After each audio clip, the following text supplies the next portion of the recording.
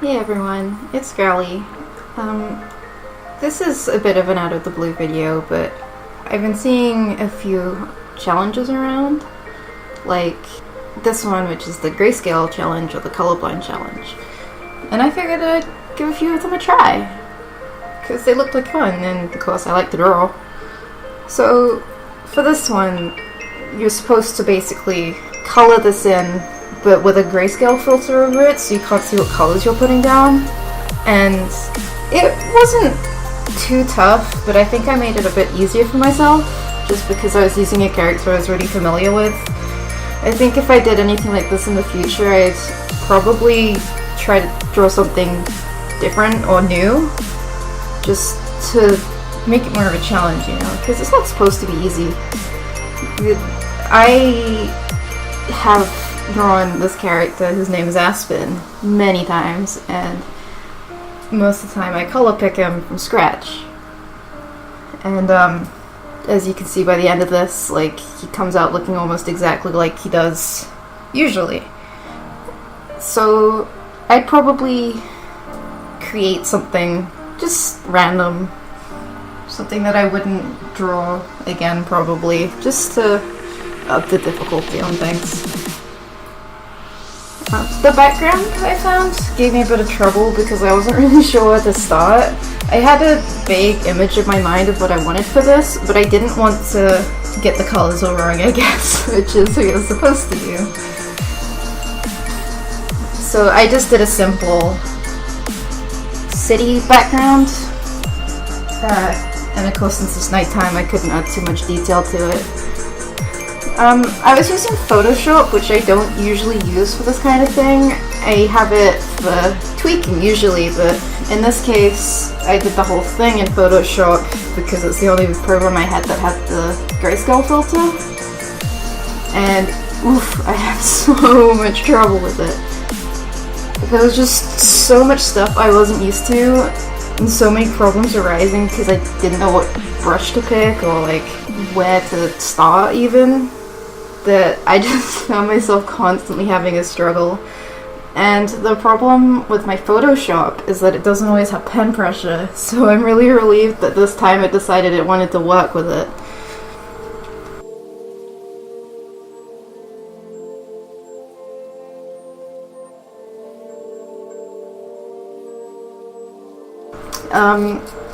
Now, I had so much trouble with this hand, you have no idea.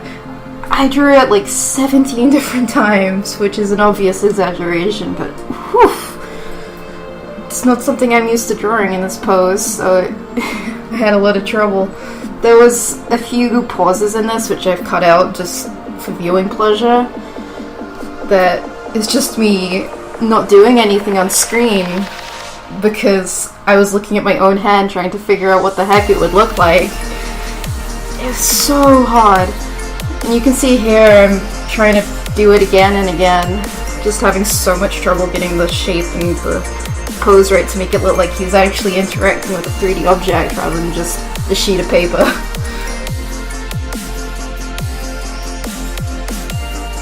This was my final attempt, and the one that I think came out best. It's not perfect, but it was the best I managed, and overall I'm pretty fond of it. It was not perfect, but it does what it's supposed to do. What I'm doing here is adding on his, that's a mask, and his mask has prints written on it in Japanese. The kanji at the top is O, which means king, and then at the bottom you have Ji, which basically means young or child, so young king, because he got this gift from his patron, who's basically the queen, and his patron is from the Feywild. It's too complicated to get into in this video, but he's my D&D character who's a warlock is all you really need to know. It's a gift from his patron and he gets up to mischief wearing it. Now coloring was probably the biggest obstacle of getting this done. Not even because it was grayscale, just because Photoshop hates line art. It just... You can see here there's that fuzzy line around it where it's white. I just don't know how to sort that out. I've tried everything. I've looked at different videos of people doing the same. Nothing has worked. So I just went for it and suffered through it. You can see my technique changing like 6 times just in the time I was coloring this, just because I was having so much trouble. Yeah, so much of this is just me filling in the lines between the line art and the color block. It's not very interesting. Now, Aspen is a character I'm very fond of. I've had him a long time.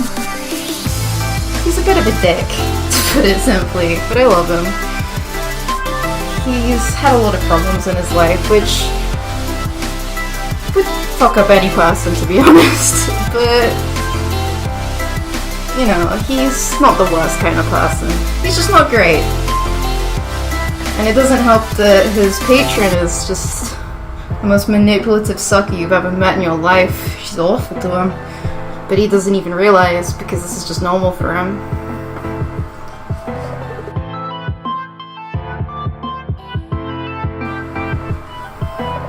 The coat here was the most frustrating part, just because of the sheer amount of stuff I had to do. You can see here I was trying to sort out the lines using the select tool instead of the fill tool to see if that would help, but I couldn't find a nice number to expand the fill by, so it just came out fuzzy with the same old lines.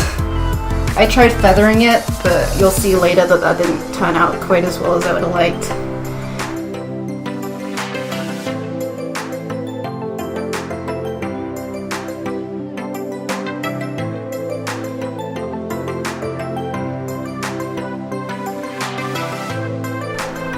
And the mask being white on a dark background made it real hard to see what parts of it were transparent and which parts were not.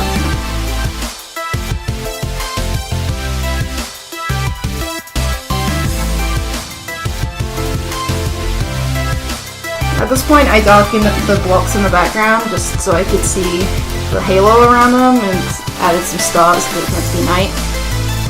Here I'm adding a little trim to his coat, which I didn't do a great job of, but I was sick of Photoshop at this point. Here's the finished product. It's not the best. Like, as I said before, Aspen's color palette is one that I know pretty well, just from memory. But the background I feel is a bit bright. If I did it on my... like, typically, I would have made it more desaturated just so it didn't draw so much attention. None of this was scripted, so it's obviously pretty shabby. It's not fantastic in terms of the ums and uhs, but yeah, this is it. This is the first video I've done of this sort, so I hope it wasn't terrible. And I hope that it's not too slow. I noticed that this video is like 8 minutes long already, and oof, that's a lot of video. But hopefully my talking makes it less boring to just sit there and watch. I've never had the attention span for speed paints, so maybe for some people who struggle with them, like me, you can sit through this too. Anyway, I'm gonna leave this here. It's getting a bit long, so see you next video, guys. Hope you enjoyed.